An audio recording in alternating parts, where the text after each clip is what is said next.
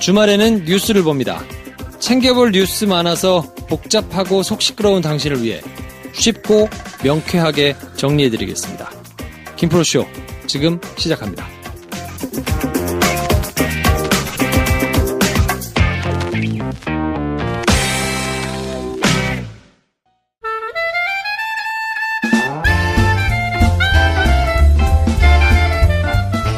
네, 주말에 뵙는 한인수 대표님 나오셨습니다. 어서 오세요. 안녕하세요. 네. 이제 진짜 대표가. 아직 공식적으로 어나운서를 달기는 아닙니다. 아직 아니고. 네, 네. 열심히 준비를 하고 계신 네, 아직 네. 백수 대표. 네, 아직 제 지갑에 돈이 들어와 있잖아요.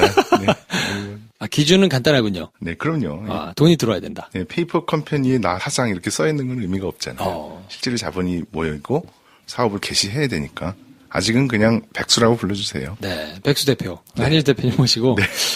이번 주에는 업그레이드라는 영화가 이번 주에 개봉을 했거든요. 들어는 본 것 같아요. 저는 이번 주에 개봉이에요. 네.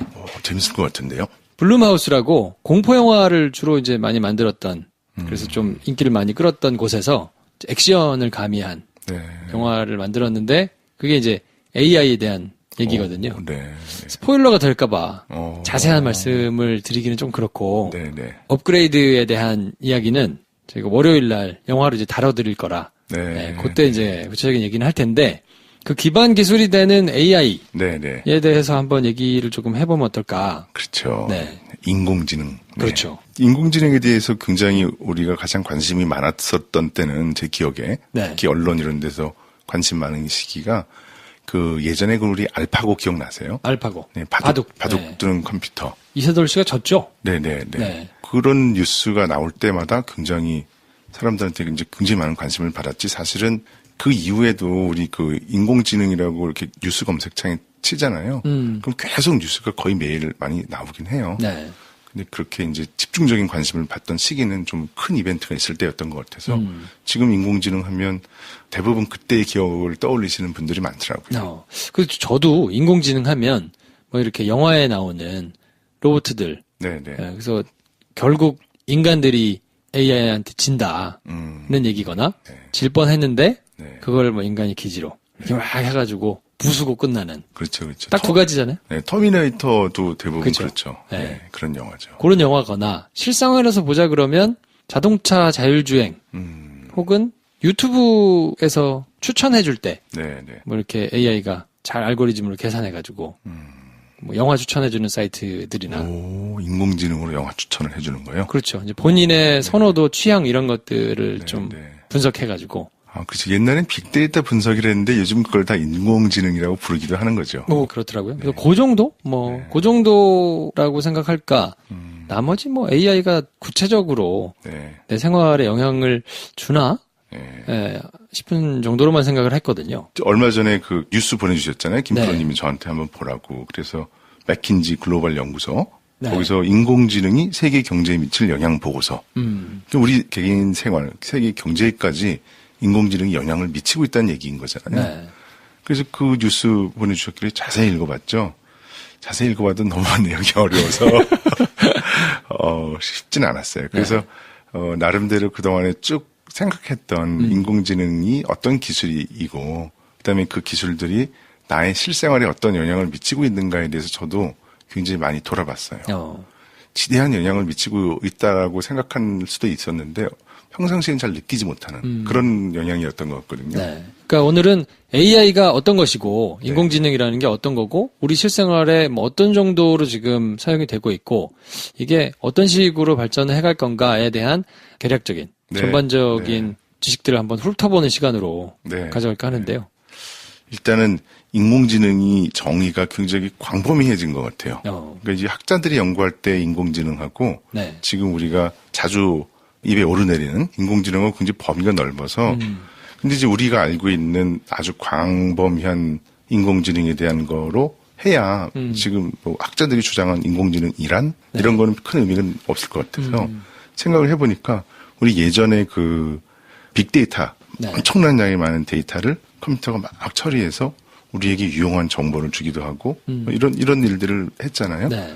근데 그게 소위 말해서 인공지능 혹은 머신러닝, 기계학습 또는 딥러닝 이러한 컴퓨터 사이언티스트들이 고안해낸 방법으로서 이렇게 굉장히 퀀텀 점프를 했던 시기들이 있어요. 그러니까 사람들은 굉장히 과거에 그 수학자, 통계학자 이런 사람들이 만들어낸 프로그램에 의지하다가 방법론 자체가 바뀌니까 컴퓨터가 어떤 식으로 문제를 풀었는지는 모르지만 그 컴퓨터가 그 엄청난 데이터를 기계학습이라는 방법을 통해서 내놓은 정답들이 그동안에 사람들이 프로그램을 일일이 짜가지고 했던 방법보다 훨씬 더 뛰어나니 이 방법들을 더 많이 연구해보자 해서 사람들이 굉장히 많이 몰렸죠. 그래서 인공지능을 광범위하게 정의하자면 빅데이터를 다루는 모든 분야도 인공지능이 한 분야가 돼버렸고요.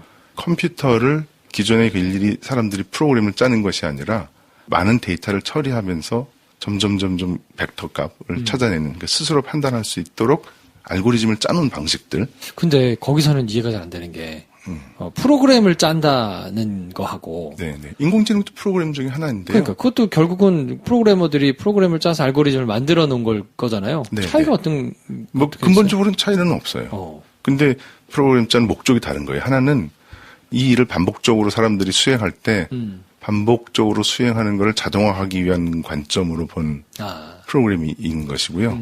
아까 말씀드렸던 딥러닝이라고 하는 것은 컴퓨터가 스스로 답을 찾아낼 수 있게끔 고안된 프로그램이에요. 컴퓨터 스스로 학습하거나 네네. 사고할 수 있도록 프로그램을 짜는 것. 네, 일종의 그러니까 알파고가 프로그램이거든요.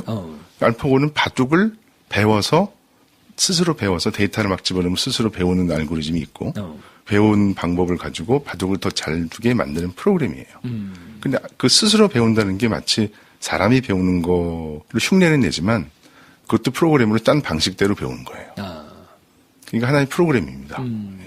그래서 인공지능이 그것과 관련된 모든 분야들을 다 이제 언급되기 시작했어요. 뭐 딥러닝, 그다음에 또 사람의 음성을 인식하는 거 있잖아요. 그것도 굉장히 되게 중요하죠. 왜냐하면 컴퓨터가 사람의 말귀를 알아듣고 어떤 명령을 해야 되니까. 그러니까 사람이 자연스럽게 말하는 것들을 컴퓨터가 그동안 이해하지 못했어요. 컴퓨터는 말 그대로 키보드에 입력된 그 단어들을 텍스트만 중심으로 한 거니까. 그럼 컴퓨터를 동작시키려면 사람의 말을 분석해야 돼요. 소위 사람이 말하는 자연어를 잘 컴퓨터가 이해할 수 있게 처리해줘야 돼요. 그래서 자연어 처리라는 분야가 굉장히 크게 발달했어요. 그게 근데 네. 뭐 실이나 뭐 이런 게 대표적으로 그런 걸 텐데 네네. 좀 답답해가지고 전 안 쓰거든요. 잘 못 알아듣고 딴 걸로 자꾸 인식되고 그래가지고 그러니까 아직 멀었다는 거죠. 인공지능이 수준이 많이 올라왔나요? 많이 올라왔어요 옛날보다. 그러니까 음성을 일단 귀로 듣는 것도 옛날보다 더 정확하게 들어줬어요. 이제는 웬만한 스마트폰에 달린 음성 인식 기기들은 내가 말하는 거를 텍스트로 딱 바꿔놓으면 거의 일치할 정도로 90몇 % 이상의 정확도를 가져요. 꽤 많이 올라왔군요. 네네네. 그다음에 또 이제 더 큰 문제는 근데 아직 이 말들을 저도 조리 있게 말하는 스타일이 아니라서 한참 동안 말을 하고 나면 도대체 뭘 하라는 거지? 이런 생각을 하게 되거든요. 제가 한 얘기들을 사람들이 들어보면. 근데 컴퓨터한테 개떡같이 이렇게 말을 했는데 찰떡같이 알아듣게 하려면 그 언어를 처리하는 많은 다양한 사람들이 이렇게 다 이렇게 얘기하는데 그거를 알아듣게 하려면 되게 힘들잖아요. 요즘 그 음성인식 스피커 있잖아요. 네. AI 스피커라고 하는 거. 그러면 뭐 김건모의 98년도 나온 노래를 틀어줘. 뭐 이렇게 또박또박 잘 얘기 안 하면은 아직까지 잘 못 알아듣는 인공지능 스피커들이 있어요. 근데 그거를 좀 더 잘 알아듣게 하기 위한 연구를 많이 하고 있죠. 그것도 인공지능의 연구 분야 중에 하나고 실용화되고 있는 인공지능 중에 하나고요. 그처럼 굉장히 많아요. 뭐 자율주행 자동차에서 스스로 알아서 가게 차를 만든다거나 굉장히 다양한 곳에 사용되고 있어서 요즘은 그 협의에 정의된 과학기술에 대한 정의의 인공지능보다는 굉장히 폭넓은 개념으로 말하고 있고요. 특히 요즘 4차 산업혁명 얘기할 때는 인공지능 얘기가 꼭 들어가죠. 굉장히 중요한 얘기들을 다 포함한 기술이니까. 그렇게 놓고 보면은 우리 생활에 굉장히 많은 영향을 미친다라고 계산하기 때문에 담론이 기술의 발달이 사람에게 영향을 미친다라고까지 너무 크게 얘기하고 있어서 아까 말씀드렸던 맥킨지 보고서 같은 걸 할지 그 이후에 큰 경제적인 관점에서 보는 사람들이 이야기를 들어보면 그냥 산업 발전은 사람 생활에 영향을 미치는구나. 이렇게 자꾸 들리게 돼요.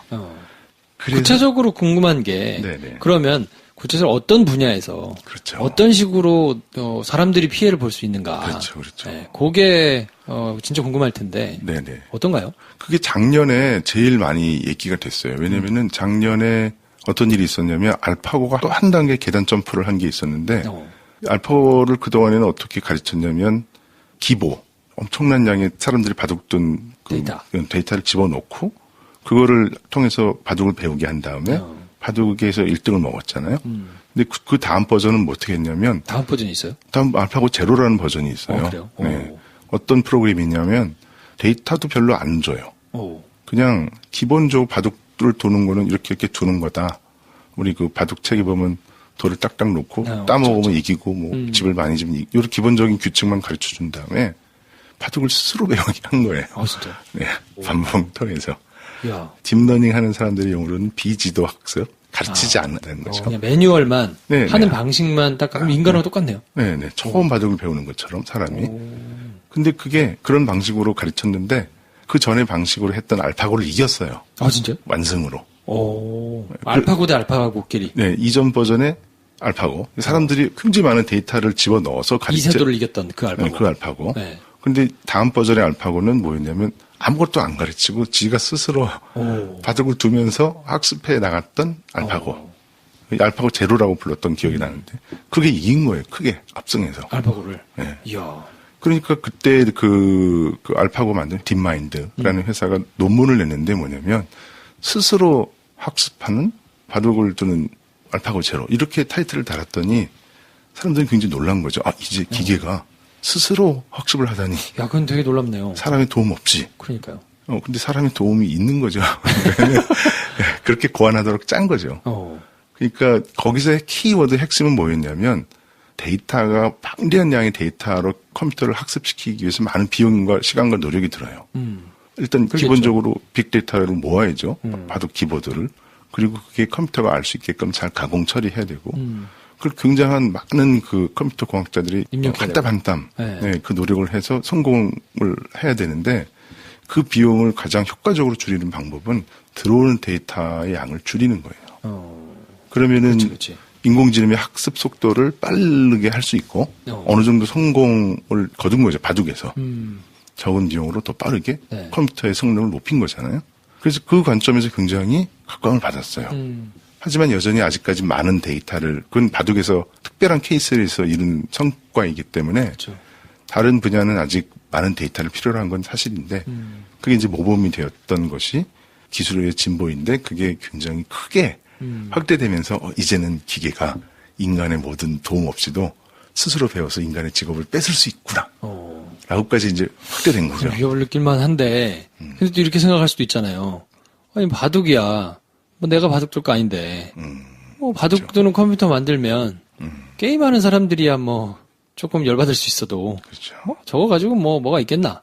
생각할 수도 있는데, 네. 그게 응용이 되면, 실제로 뭐 사람들의 일자리를 위협하거나 이런 게 될 수 있는 게 있나요? 그럼요. 사실 이미 일자리 변화가 일어나고 있는 건 사실이에요.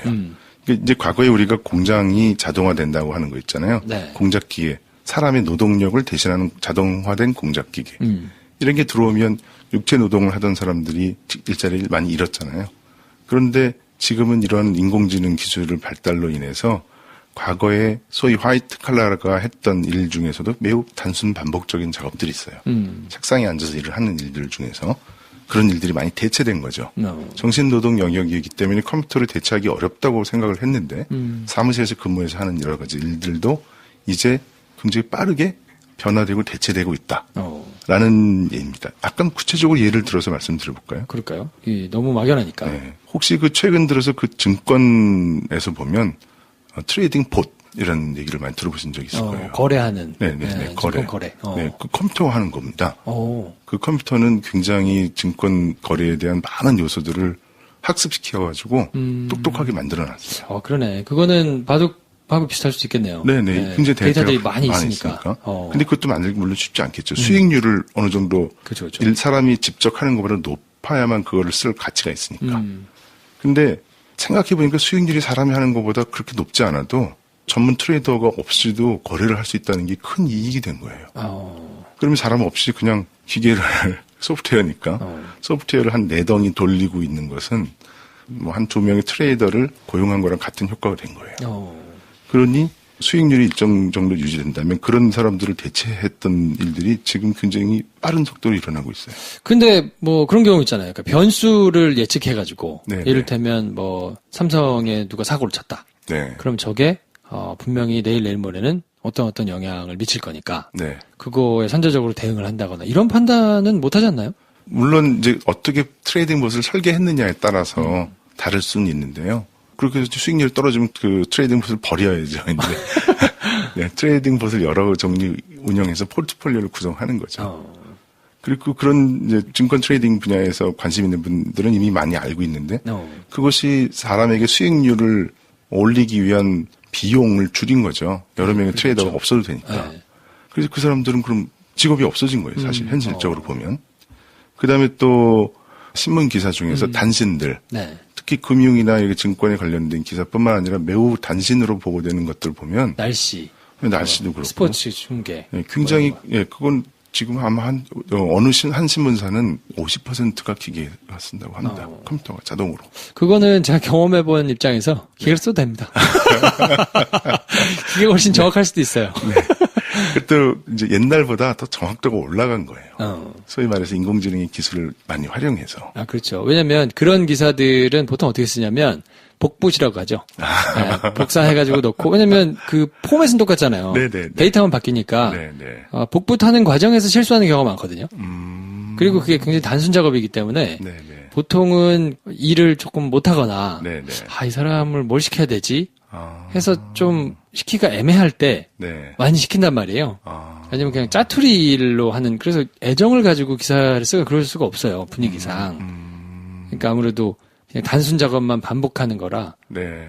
뭐 그렇군요. 그렇게 단신, 이제 연합통신, 네네. 그 연합뉴스는 통신사니까 거기서 기사들이 쭉 뜨면 네. 그걸 어미만 바꿔가지고 합니다, 네. 씁니다, 뭐 이렇게 바꿔가지고 쭉 올려놓는 그건 단신 처리한다 그러는데 네. 그런 거는 사실 네. 데이터가 소스만 정확히 밝힌다고 하면 기계가 하는 게 훨씬 빠르죠. 네. 네, 사람이 굳이 그걸 하고 있어야 될 건 아니니까. 그래서 과거보다 그런 기사 작성도 효율이 높아졌어요. 정확도가 올라가고. 야, 근데 기자 숫자는 줄을 수도 있겠네. 네. 그래서 당장 화이트 칼라의 직업이 많이 상실된 거예요. 육체 노동이 아닌 정신 노동의 영역이라고 생각했던 기사 작성도. 네.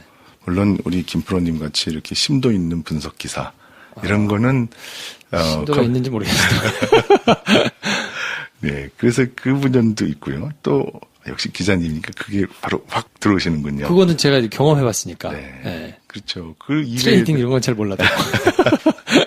그 이외에도 이런 그 공학의 도움을 받아서 과거에 컴퓨터가 사람이 일일이 명령을 내려서 동작되는 컴퓨터가 아닌 새로운 방식의 인공지능 기술을 이용한 컴퓨터가 스스로 일을 하는 것처럼 보이기는 하지만 사실 그것도 다 고안된 범위 내에서 아까 말씀드렸던 건 트레이딩 여러 가지 변수를 조절해서 스스로 판단해서 그 범위 내에서 동작되도록 프로그램을 한 것이고 네.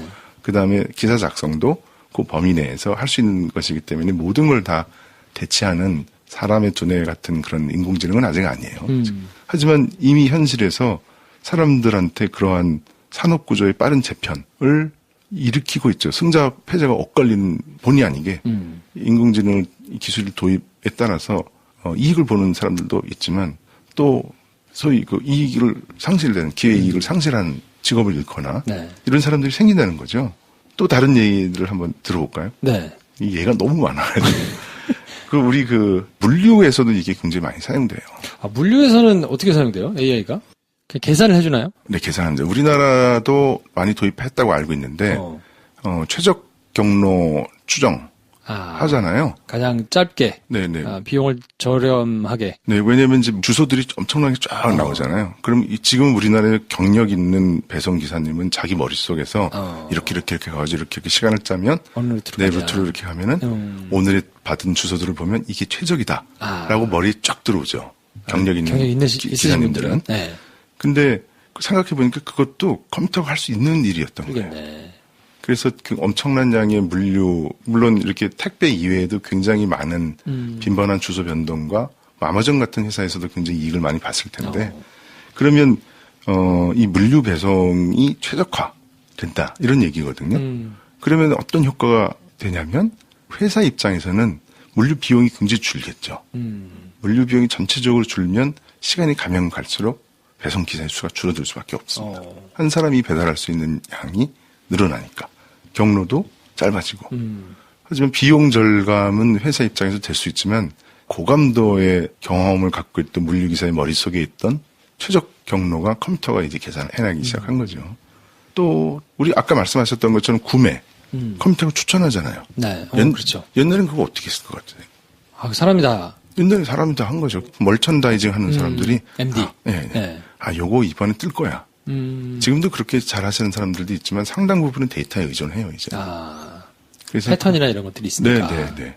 근데 그 데이터는 많은 그 구매 결과 자기 사이트에 들어온 많은 고객들의 데이터를 분석해가지고 소위 말하는 인공지능이 추천을 합니다, 이제.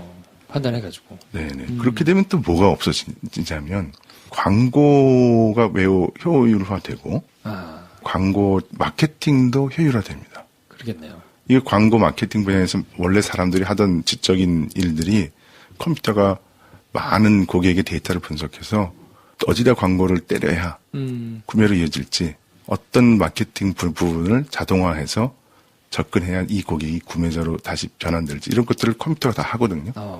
그 뭐 마케팅 자동화 뭐 이런 테마로 많은 사람들이 이미 회사들이 있고 그걸 도입하면 그 일을 하던 사람들은 당연히 직업을 잃는 그러겠네요. 수밖에 없는 거죠. 그래서 옛날에 그 레거시 광고 업종에 있었던 분들은 다 그걸 기억하고 계세요. 레거시 광고가 뭐예요? 그러니까 옛날 방식의 광고들이 사람을 만나고 요즘은 사람들이 이제 전자상거래 인터넷 컴퓨터로 하기 때문에 광고가 굉장히 자동화돼 있죠. 그렇죠. 네. 굉장히 자동화돼 있기 때문에 그 누구한테 광고를 실어야 되는 것까지도 다 최적화돼 있고 심지어는 굉장히 나를 추적하는 거 아닌가라는 느낌이 들 정도로 굉장히 나에게 맞는 광고가 오긴 해요. 깜짝깜짝 놀라기는 하죠. 네. 이걸 어떻게? 왜냐하면 내가 검색한 기록들을 다 알고 있으니까 그쵸. 컴퓨터가. 네. 그걸 아무리 지워도 내가 계속 아는 것 같아요. 내가 쓰고 있는 동안은 아는 것 같아요. 그래서 이 광고가 엄청난 고도화되고 자동화돼 있고 또 여기에 심지어는 인공지능까지 기술까지 포함되어 있기 때문에 전통적 TV나 이런 신문의 매체에 광고하는 것보다 인터넷 광고 효율이 높아진 건 당연한 것이고 비용도 덜 들고 그거로 인해서 직업의 재편이 일어났어요 이미. 우리나라의 그 최고의 광고 회사는 어디일까요? 네이버겠죠. 네이버입니다. 네이버가 매출 2017년도에 얼마 했는지 혹시 아세요? 신문에 많이 나왔었는데. 모르겠어요. 네이버 매출에 관심. 4조를 했다고 합니다. 4조. 오. 2017년도에. 작년에 그럼 4조 했어요? 네, 4조. 그중에 광고 매출이 한 80% 광고 매출만 한 3조 했다고 그래요. 광고가 3조로. 네. 와. 온라인 광고의 상당 부분을 네이버 한 거예요. 거의 대부분을 했다고 해도 과언이 아니에요. 그러네요. 근데 네이버의 직원이 몇 명인지 아세요? 몇 명입니까? 퀴즈. 생각해본 적이 없는데 네이버 회사 사이즈를 보면 네. 빌딩이 이렇게 높지는 않았던 걸로 제가. 네. 분당에 있는 거. 많아야 한 3,000명, 4,000명? 맞습니다. 4,000명까지는 안 돼요. 아, 그래요? 제가 일했을 때도 2,500명 정도밖에 안 됐어요. 그거밖에 안 돼요? 네. 오. 그 회사가 4조 매출을 하는 거예요. 광고로. 3, 4조. 오. 그럼 1인당. 엄청난 거죠. 엄청나네요. 그렇게 계산하면. 이야. 그런데 이게 제가 숫자가 좀 틀렸을지도 모르지만 어쨌거나 앞에서 말씀드렸던 그 직업의 변화의 맥락을 보면 광고 산업에도 빠른 시일은 아니었지만 엄청난 변화가 온 거예요. 그러네요. 거기도 뭐 광고를 담당하는 사람들이 있겠지만 그 광고가 수작업으로 막 이루어지는 거는 아니니까. 네, 거의 없어졌죠. 네. 네이버는 이제 안내 전화도 안 받습니다. 전부 다 자동이에요. 오. 광고주 센터를 물론 강남이 운영하고 있지만 그거는 그냥 고객 지원 차원의 문제이고 네. 물론 구글에 비해서는 아직 덜 자동화된 것은 있지만 굉장히 많이 자동화됐습니다. 인공지능이라고 본인들은 얘기하지 않지만 우리가 아까 앞에서 광범위한 견지에서 본 인공지능의 정의에 따르면 네. 인공지능이 결과로 광고가 자동화되었고 효율화되어서 결국 과거의 직업이 10년 사이에 없어진 직종들이 많죠. 그럼 새로 창출된 직업이 늘었는가? 그렇게까지 보이지는 않아요. 그러네요. 물론 이제 새로운 인터넷 회사들이 많이 탄생하고 있어서 어느 정도 뭐 완화가 되고는 있지만 딱 광고 업종만 본다면 직업의 변화가 생긴 거예요. 상실도 있었고. 그러네. AI 때문에 새로 일자리가 창출될 경우는 들어본 적이 별로 없으니까. 창출된다고 주장은 하는데 대부분 미래에 창출된 이야기이지만 현재는 지적 노동의 상당 부분을 자동화함으로써 사람들의 일자리가 줄어드는 건 사실이에요. 야. 최근에 그 의료 영상을 또 인공지능으로 한다. 분석하면 오진도 감소하고 빅데이터 뭐 이런 거 이용해서 조기 진단도 가능하다. 이런 의료 영상 분야에 인공지능의 활용 사례가 많이 알려지기 시작을 했는데 네. 그것도 의사 입장에서는 한 명의 의사 입장에서는 더 많은 환자를 더 정확하게 볼 수 있는 것은 맞거든요. 그런데 병원 입장에서 한번 생각을 해봤어요. 저 비싼 인공지능을 이용한 의료 영상 분석 기기를 내가 들여왔는데 그러면 본전을 뽑아야 되잖아요. 그러네. 그 기기의 목적은 한 명의 의사가 더 정확하게 더 많은 환자를 보는 거거든요. 그러면 병원 입장에서는 더 채용할 이유는 없어지죠. 점점. 줄어도 되니까. 관리자만 두고. 네. 그렇기 때문에 이 인공지능의 직접적인 수혜는 그거를 도입한 회사, 조직에 직접적인 수혜를 주지만 시간이 점점점 흐르면 흐를수록 자동화에 타겟이 된 직종, 그 자동화, 인공지능이 자동화해서 만들어 놓은 그 일을 하던 사람들에게는 직접적인 영향을 줍니다. 그래서 이렇게 따지면 굉장히 많아요. 우리 아마존이 바꿔놓은 세상은 엄청나지 않나요? 아마존에도 엄청난 인공지능 전문가들이 모여 있는데 인터넷 전자상거래에서 인공지능의 도입은 곧 매출의 증가, 순이익의 증가로 직결되는데 그 대부분은 사람들이 머리로 하던 일들을 대체함으로써 발생된 것이다.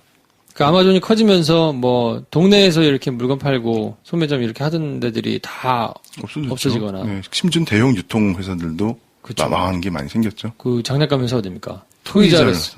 그것도 문을 닫고. 네. 근데 과거에는 이 배달 속도도 좀 느렸고 빨리 받고 싶은데 또 불편하기도 했고 또 여러 가지로 샵에 직접 가서 하는 쇼핑 경험보다 나빴어요. 인터넷으로 하는 경험이. 그렇죠. 네, 그런데 지금은 많이 역전됐죠. 훨씬 더 즐겁죠. 하긴 인터넷으로 사는 사람들이 훨씬. 저희 집만 봐도 뭐 인터넷에서 주문해가지고 택배로 받는 게 훨씬 많은 것 같아요. 그렇죠. 네. 저는 인터넷 뱅킹도 안 하고 뭐 인터넷으로 물건 전혀 안 사는 사람인데요. 알고 봤더니 제가 온라인으로 구매한 금액이 신용카드를 나중에 또 보니까 훨씬 많더라고요. 그래요? 네, 몰랐는데 저는 그렇게 안 가는 사람이다. 책도 서점에서 사자 했는데 실제로 올해 산 책들의 리스트를 봤더니 인터넷으로 산 게 훨씬 많아요. 저도 모르는 사이에 알게 모르게. 네, 그렇게 된 거죠. 전 아니다. 옛날 나는 사람이다. 아니라고 생각하는데도 불구하고 훨씬 비용이 많을 정도로. 그래서 이게 우리나라뿐만 아니라 전 세계적인 현상이죠. 이미 뭐 동네 슈퍼 점점 줄고 골목길 상점 줄어들고 이런 것들은 인터넷 상거래의 영향인데 그게 가속화된 이유는 인공지능이라는 기술을 도입을 통해서 그동안의 사람들이 머릿속으로 화이트 칼라가 정신노동으로 했던 일들의 상당 부분이 대처되면서 그 변화 속도가 빨라진 겁니다. 야, 이거 따지고 보니까 굉장히 많은 일들이 일어나고 있어요. 지금 현재. 지금 현재도. 그럼 이것 때문에 직접적으로 일자리에 위협을 받게 되는 거는 뭐 현실로 지금 진행이 되고 있는 일이고. 네. 사람들이 궁금한 거는 일자리를 잃는 거는 기술이 발전하면서 어쩔 수 없이 받아들인다 하더라도 많은 영화들에서 이제 주제가 되는 거는 이러다가 뭔가 애누리가 없잖아요. 인공지능은. 그렇죠. 사정을 이렇게 감안해서 판단한다거나 뭐 이런 거가 잘 없으니까. 그러면 결국 인간들이 지배를 받는 거 아니냐. 물리적으로나 뭐 이런 걸로 사람들이 좀 피해를 보는 거 아니냐. 뭐 이런 막연한 생각 때문에 이제 그런 영화들이 많이 나오고 있는데. 근데 그 인공지능 분야의 대가인 연구자나 교수님들과 저도 궁금해서 많이 여쭤봤어요. 지금의 공상과학 영화에서 묘사된 인공지능의 수준까지는 아직도 갭이 굉장히 큰 것 같다. 그렇지만 미래를 대비하기 위한 충분한 시간들이 사람들에게 주어졌으니 미래를 잘 대비하자. 인공지능 시대가 도래했을 때. 기술 발전은 그럴 수는 있다. 라는 거군요. 아직 먼 것 같다. 그러면 어떻게 대비해야 됩니까? 라고 했더니 각자 도생하자. 알아서 살아야 돼요? 교수님이 농담 삼아 그러셨는데 뭐 여러 가지 얘기를 하셨어요. 여러 가지 얘기를 하셨는데 그중에서 굉장히 제 기억나는 건 지금 하고 있는 일이 분명하게 10년 이후에 없어질 만한 직종에 대한 얘기는 해주셨어요. 그런데 그중에서 자동화가 안 되는 일 중에 생생하게 직업으로 남아있을 거 1등이 뭔지 아세요? 어떤 겁니까? 되게 웃겼는데, 사장이래요, 사장. 그렇지. 경영자. 사장은 쓰는 거니까. 네. 근데 사장이라는 일을 자동화하기에는 너무 변수가 많다. 라는 그런 것 때문에 그런 것 같아요. 사장. 야, 그래서 저는 이제 사장을 좀 해보려고. 그러네. 네. 사장이면 기술도 사다가 쓰고, 네, 네. 뭐, 네. 최종단에서 이제 하니까. 근데 다 사장이 될 수는 없잖아요. 그렇죠. 네. 네. 그리고 또 컴퓨터로 자동화하기 어렵다고 생각되는 일들이, 그러니까 뭐 창의적인 분야의 일들.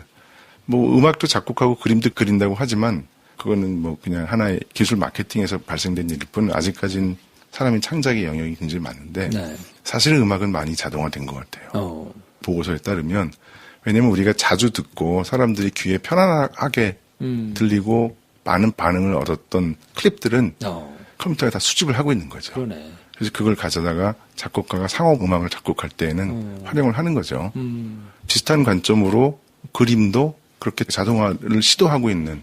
근데 그런 자동화를 왜 시도할지는 잘 모르겠는데 인공지능을 연구하는 사람들이 호기심에 끝은 없는 것 같아요. 굉장히 뭐 많이 하는데 과연 그러면 인공지능으로 이익을 보는 사람은 누구일까라는 걸 또 생각을 해봤어요. 인공지능이 발달할수록 사람들한테 도움을 준다고 하는데 제가 지금까지 설명드린 내용들은 사람이 일자리를 그냥 뺏어가는 일이잖아요. 그럼 그 이익은 누구에게 집중될까? 사장. 그렇죠.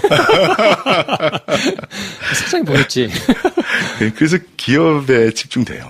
인공지능이. 소비자에게 혜택이 물론 주니까 기업의 이윤이 극대화되는 거지만 결국은 그 이유는 기업에 집중되는 것이고. 그것도 기업도 다 같은 기업이 아니니까. 네. 대기업에 돈이 있어서 이런 거에 계속 투자하고 좋은 사람들을 데려가지고 쓸 수 있는 자본력이 있는 기업들에게 집중되죠. 인공지능을 개인이 작은 한두 명이 개발하기는 어렵거든요. 그러니까요. 대부분의 경우.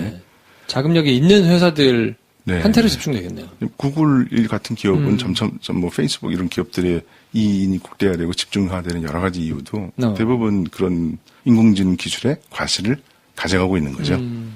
근데 많은 시민들의 입장에서 생각을 해보면 매우 수동적인 위치에 놓여져 있는 건 맞는 것 같아요. 인공지능이라는 기술을 뭐 적극적으로 도입할 수 있는 개인이 뭐 할 수 있는 건 없잖아요. 그렇죠. 일반인들 기준으로는. 그럼 막연히 끌려가고 있는 위치에 놓이고 있는 것들을 큰 경제학적인 관점으로 본 연구들이 많이 일어난 거죠.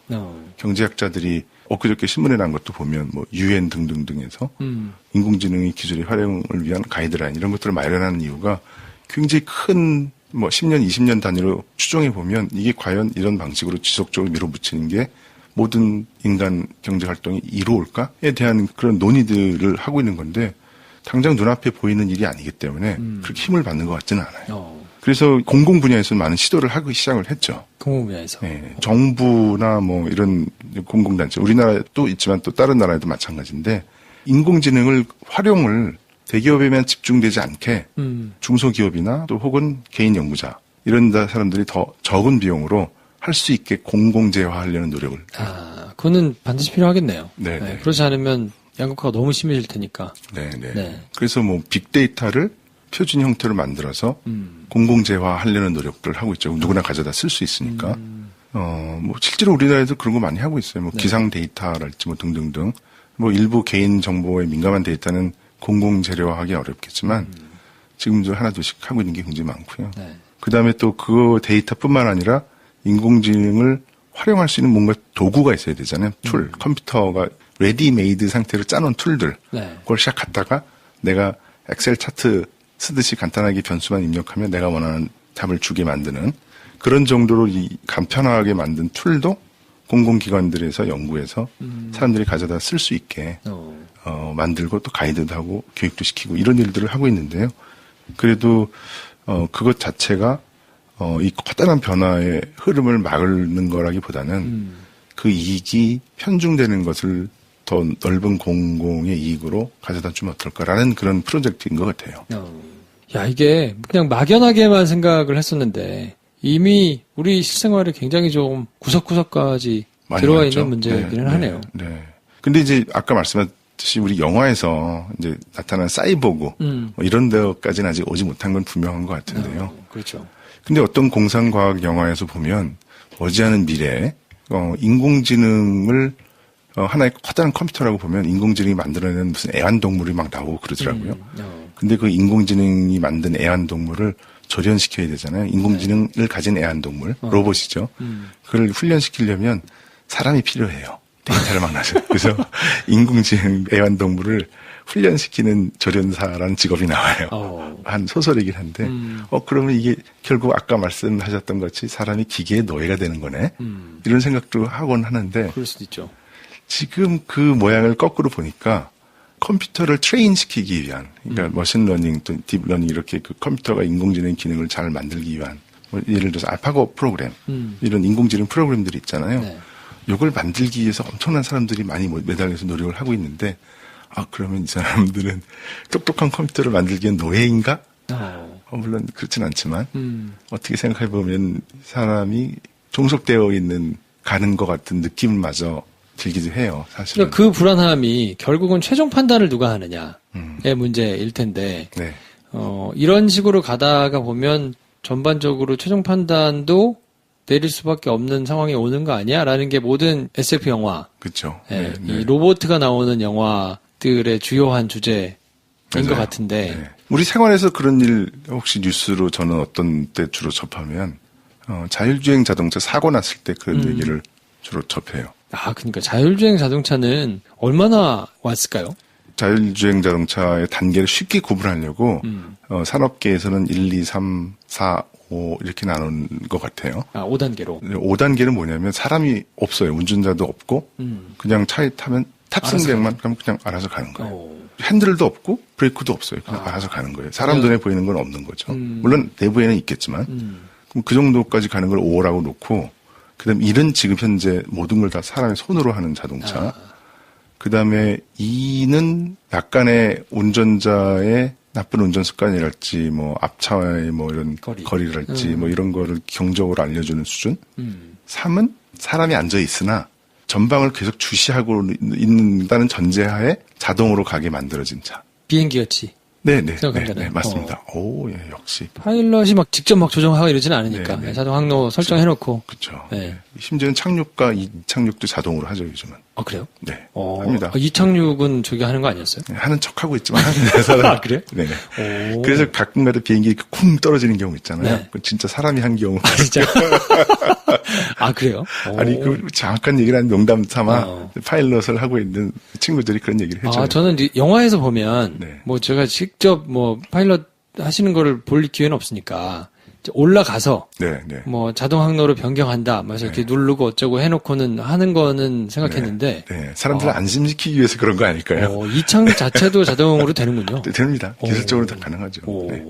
근데 이제 굉장히 중요하니까 사고가 그때 제일 많이 나니까 사람이 집중해서 보고 있지만 사실은 자동으로 다 할 수 있게 이미 다 기술은 다 돼 있는 거죠. 비행기의 경우에는. 그게 3단계입니까? 그렇습니다. 3단계. 4단계는 뭐예요, 그러면? 4단계는 뭐냐면 이제 사람이 전방 주시를 하거나 네. 긴급적으로 브레이크를 밟으려고 준비하고 있지 않아도 되는 거예요. 하지만 4단계는 5단계에 큰 차이는 없지만 거의 핸들도 있고 필요시 사람이 개입할 수 있게 설계되어 있는 차량들이죠. 하지만 이제 뭐 이렇게 옆 쳐다보면서 뒷사람이랑 얘기하면서도 갈 수 있는 정도의 그런 준비가 되어 있는 차를 4단계라고 해요. 그러면 5단계는 완전한 자동. 네네. 아무것도 없이 그냥 네네. 뭐 앉을 필요도 없고. 네네. 그냥 탑승객이 타면 알아서. 심지어는 핸들과 브레이크도 없고 가속 페달도 없고 그럼 그냥 말 그대로 진짜 공상과학 영화의 캡슐 같은 걸 타면 자 우리 어디가 그럼 지가 알아서 샥 가잖아요. 네, 그런 것들. 요번 업그레이드에 나온 차는 한 4.5단계 정도 되는 것 같습니다. 그래요? 네. 그 핸들은 있고. 핸들이 있어요. 뭐, 네. 만지지 말라 그러거든요. 주행할 때 만지지 마세요. 그게 막, 얼라트가 나오고 막 하는 걸 보니까. 네. 4.5단계 정도? 5단계를 베이스로 한. 근데 이제 그런 거 사고 나는 거 있잖아요. 네. 우리 한 몇 년 전에도 뉴스에 여러 번 났었죠. 테슬라가 뭐 이렇게 하이웨이로 들어가다가 그렇죠. 트러크를 받아서 사람이 죽었다랄지 아니면 뭐 가장 최근에는 이 동네 골목길에서 사람을 친 경우도 있었죠. 그 어두운 밤에. 네. 그런 사고들에 아직까지는 자동차 기술이 안전을 위해서 사람에게 판단을 맡기거든요. 근데 사람이 기껏 내가 자율주행차를 샀는데 그렇게 판단을 할 거면 내가 뭐하러. 뭐하러 사. 뭐하러 사. 그거 안 하려고 산 건데. 근데 그럼에도 불구하고, 아직까지 사람에게 판단을 맡기고 있는 거죠. 그래서 아까 말씀드렸던 최종 판단을 아직까지 사람에게 의지하고 있는 것은 아직까지 사람들이 마인드에서 이 안전의 마지노선에 대한 심리적인 저항이 굉장히 존재하고 있는 거죠. 이것까지 내가 기계에 자동으로 맡겨야 되나? 나의 생명을. 자동차를 보면 여러 가지 교통수단들 중에서 가장 변수의 가지수가 많아서 그런 거 아닌가 싶거든요. 네. 그러니까 뭐 레일이 있는 기차 내지는 항로가 있는 그렇죠. 비행기 맞아요. 네. 아니면 이제 배도 있죠. 예, 루트가 있으니까. 자동차도 고속도로에서 크루즈 컨트롤 딱 놓으면 쫙 가잖아. 핸들도 고정시킬 수 근데 이제 있죠. 자동차는 뭐 도로 컨디션도 다 다르고 그렇죠. 골목에 들어갔을 때 뭐 변수가 워낙 많으니까 그렇죠. 옆차가 끼어들었을 때 또 이렇게 왔다 갔다 하는 걸로 사고가 날 수 있는 그게 워낙 많으니 그렇죠. 기술이 가장 발전했을 때 적용될 수 있는 가장 높은 단계에 있을 것 같기는 하네요. 자동주행으로 그렇죠. 치자 그러면. 맞아요. 제가 앞서 말씀드렸던 건 다 컴퓨터 안에서 컴퓨터끼리 벌어지는 일들이잖아요. 그러니까 그 사람의 생명과 직결되어 있지 않아서 그런 큰 위협으로 다가오진 않는데 자동차는 막상 저도 테슬라 어떤 분이 연구 시료로 들여와서 자율주행차 테스트할 때 타봤거든요. 무서웠어요, 솔직히. 자율주행이 되는 차를 타보셨어요? 네네. 그것도 아마 레벨 3 정도라고 되어 있는 차였는데 굉장히 무섭더라고요. 그냥 처음 타본 거니까 심리적인 불안감. 네. 그러네. 근데 혹시 그거 기억나세요? 지하철 중에서 네. 강남에서 분당까지 고속 지하철 있잖아요. 그 사람이 없더라고요, 거기에. 사람이 없어요? 네. 아, 진짜요? 뭐 기관사가 안 타 있어요, 앞뒤. 기관사가 없어요? 네. 그래서 저도 이제 확인해 보려고 이제 분당을 자주 출퇴근하는 사람들한테 물어봤더니, 그러고 보니까 기사를 본 적이 없대요. 어떻게 이걸 조정하냐 물어봤더니 다 원격 조정이라는 거예요. 아, 원격으로. 네. 그러니까 레일이 있으니까 더 이상 기사가 거기 앉아서 조정할 필요가 없다는 거죠. 그러네. 그렇긴 하네요. 네. 뭐 하나의 문제가 생기면 다른 거 앞뒤로 다 정지시키면 되니까. 네. 그게 가능했던 게 그 구간이 아직 그렇게 길지 않고 그래서 자동화를 통해서 컨트롤할 수 있는 범위가 넓어져서 그 안에 기사가 안 탄대요. 야, 안 타는 줄 몰랐네. 네, 깜짝 놀랐어요, 저도.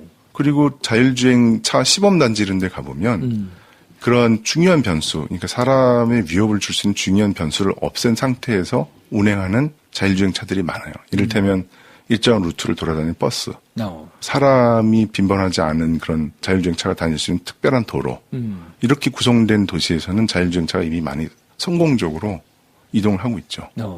그래서 아마도 큰 이벤트가 있는 예를 들어서 도쿄올림픽이랄지 이런 국제적인 큰 이벤트에는 항상 자율주행 자동차를 시범적으로 선보이고는 하죠. 근데 이제 그런 농담도 있어요. 이게 아직 완성된 기술이 아닌데 밑에서 사람들이 다 타는 거 아니냐. 숨어가지고 다 운전하는 거 아니냐. 이런 얘기를 하기도 하는데 2020년 정도 되면 자동차 회사는 자율주행 수준 3 정도의 기술은 보편적인 기술이 될 것 같다. 라고 얼마 안 남았네요. 네. 뭐 2, 3년 후면 레벨 3까지는 가능하다는 얘기니까. 네. 그게 지금 레벨 3의 기술력을 갖고 있는 자동차 회사들이 많아진다는 얘기죠. 4까지도 굉장히 많고, 그리고 구글은 5단계를 이미 실험하고 있죠. 아, 그래요? 네. 사람이 없는. 그 제한된 범위 내에서 할 수 있도록 테스트 드라이브 허락을 받긴 했는데, 가끔 그것도 뭐 오작동이 아직 발생하고 하니까. 근데 자동차를 아직 그냥 맡겨가지고 타기에는 좀 무서울 것 같은데. 네, 저도 무서웠어요. 다시는 타고 싶지 않은 그런 안타까운 경험이었어요. 근데 이게 이제 상상하기 싫은 나의 안전까지 기계에게 맡겨야 하는 상상하기 싫은 세상이 굉장히 가까이 왔죠. 이런 걸 사람들이 왜 만들까라는 생각이 들 정도로. 왜 만들까요?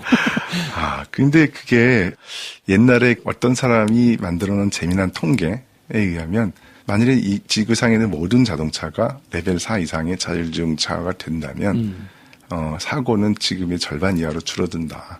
교통사고는. 이런 약간 과장된 통계를 본 적이 있는데 그런 큰 뜻이라도 없으면 자율주행차 연구할 의미는 없을지도 모를 거예요. 오히려 보면 전체적인 사회를 더 안전하게 만들 수 있는 기술이라는 믿음이 있는 것 같아요. 그걸 연구하시는 분들 사이에는. 중앙에서 모든 자동차를 처리해가지고 뭐 레일에 이렇게 지나다니는 기차 조율하듯이 만약에 다 조율을 하는 게 된다 그러면 그러면 뭐 안전할 수도 있긴 하겠는데 그래도 지금은 중앙에서 처리한다기보다는 각 자동차 안에 컴퓨터가 달려 있죠. 그리고 자동차가 중요한 정보는 내부에서 다 처리하고 또 좀 덜 중요한 거는 가까운 데이터 센터에서 주고받고 또 아주 덜 중요한 거는 그냥 먼 위성에서 내려받고 하는 단계를 거치죠. 자동차에 점점 사람의 두뇌를 달아주는 거죠. 야. 근데 사람 눈이 같이 그렇게 뛰어난 센서가 없거든요. 아직 제가 알기로도. 그렇죠. 자동차가 달려있는 센서라 해봐야 뭐 라이다, 레이저, 뭐 초음파 뭐 이런 몇 가지 센서밖에 없는데 그 조합으로 자동차를 운전한다는 게 저는 그냥 별로 마음에 걸리진 않아요. 그 엉성한 그렇죠. 센서들로. 네. 화질이나 화각이나 이런 걸로만 따져도. 네. 아, 근데 그런 센서들은 제가 못 보는 걸 보죠. 네. 사각이 없으니까. 네. 그리고 또 어둠에서도 잘 보고. 그럴 수는 있네. 네. 제가 진짜 점점 어두우면 좀 운전이 안 되거든요. 네. 도움이 되겠네요. 야, 일장일단이 있을 텐데, 아직 그렇게 그려지지는 않는데, 이것도 네. 분명히 지금 단계가 생각하는 것보다는 훨씬 더 빨리 와 있죠. 네, 와 있긴 하네요. 네, 3단계가 그렇게 빨리 온다고 생각해 본 적은 없는데. 네. 이게 이제 얼마나 경제적으로 생산해서 대중화할 수 있는 가격으로 팔 수 있느냐 하는 문제만 남아있는 그렇죠. 것 같아요. 네, 가격이 문제이긴 할 텐데. 그래서 인공지능 우리 영화 얘기하다 여기까지 온 거죠. 네. 네. 영화는 어떻게 보면 사람들의 상상력을 통해서 바라본 미래이니까 지금 현재와 크게 괴리가 없을 수도 있다는 생각이 들기는 하거든요. 네. 물론 상상력으로 발휘해서 더 재미난 드라마틱한 스토리를 만들긴 하지만 우리 현실에서 제가 그냥 이렇게 들여다본 인공지능으로 인해서 변화된 거는 변화 속도가 매우 옛날보다 빨라진 것 같은 느낌. 그리고 일자리가 없어진 것이 더 많이 보이고 새로 생긴 것보다는 없어진 게 더 많이 보이는 것 같은 느낌. 그리고 앞으로 이제 진행될 미래에 대해서 우리는 어떤 선택을 해야 되느냐. 이런 거에 대한 큰 숙제를 남기는 느낌 이랬습니다. 자, 그러면 오늘은 AI에 대해서 전반적으로 한번 쭉 이제 훑어보았는데요. 네. 이걸 뭐 평소에 관심이 있어가지고 생각하셨던 분들한테는 일반적인 얘기일 수 있지만 전혀 생각 안 해보신 분들한테는 새로운 생각할 거리가 됐을 것 같은데. 네. 그러면 마지막으로 AI와 관련해서 혹은 오늘 이제 얘기 나눴던 주제와 관련해서 좀 도움을 받을 만한 네, 그런 네. 책을 하나 좀 추천을 해주시면 어떨까요? 작년에 굉장히 재미난 책 아니면 뉴스 기사를 사실 봤어요. 네. 그 모 일간지의 기자님이 이 제가 말씀드렸던 것 같은 고민을 굉장히 오랫동안 하신 거예요. 그리고 전 세계에 있는 다양한 전문가들을 취재를 해서 우리는 어떻게 미래를 대비해야 되냐 이런 큰 화두를 던졌어요. 이분은 IT 전문가가 아니고 인류학 뭐 이런 걸 공부하시는 분이에요. 역사 뭐 이런 거 공부하시는 분인데 물론 지금 현역 기자님이기도 하지만 그분이 새로운 엘리트의 탄생, 네. 뉴 칼라 컨피덴셜 이라는 제목으로 퍼블리라는 회사 혹시 아시는 분이 있을 텐데 퍼블리에서 출판했죠. 전자서적의 형태로. 그 책이 저는 지금까지 인공지능에 관련된 이야기 중에서 제일 좋았어요. 이분들이 왜 이게 재밌게 느껴졌냐면 아까 블루 칼라, 화이트 칼라라고 구분이 됐었잖아요. 네. 로버트나 자동화 기기에서 대처된 블루 칼라 그리고 지금 현재 화이트 칼라 직업 중에서 상당 부분 인공지능으로 대체될 거다. 그래서 뉴 칼라는 무엇인가라는 화두를 던진 거예요. 우리는 그런 식으로 이제 칼라로 네. 블루와 화이트로 구분될 수 없기 때문에 어떠한 형태로 뭐 새로운 시대를 대비해야 되는지 이런 질문들을 계속 던진 거고요. 그래서 여기 보면 굉장히 이런 문제를 깊이 있게 고민한 전문가 해외 석학들의 인터뷰가 다 실려 있어요. 전 세계에 있는 사람들을 만나면서 일반 사람들이 과학 기술과 그렇게 관심이 없는 사람도 쉽게 알아들을 수 있는 이야기로 만들어진 서적입니다. 새로운 엘리트의 탄생. 네. 뉴 칼라 컨피덴셜. 네.